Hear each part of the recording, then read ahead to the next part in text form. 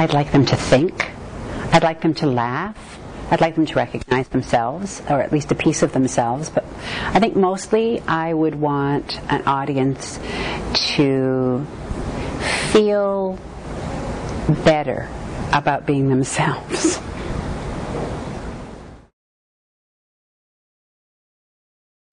Joy.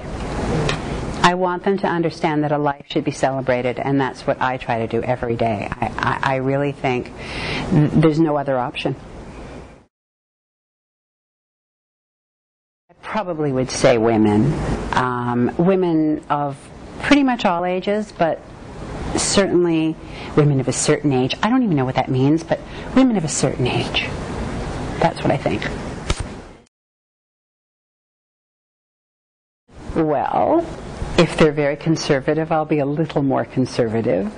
If they're more relaxed, possibly, well, if I'll know in advance by talking to whoever I'm talking to, so I can either be bawdier or looser or not censor and not have to edit. But if people want me to be conservative and straight, well, actually, they shouldn't ask me.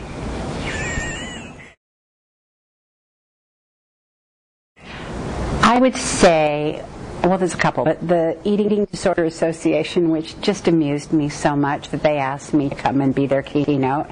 It was primarily healthcare workers and psychiatrists, and their entire life is spent talking to people who have eating disorders, and they asked me. So I suggested to all the psychiatrists, seeing as I've had every one of them, they should just give me their cards, line up their couches, and we'd see where we go. It was a wonderful event. I felt really proud that I moved them and that they laughed and they felt and they related and they did the things that I thought that they should. I was happy that I accomplished my goals.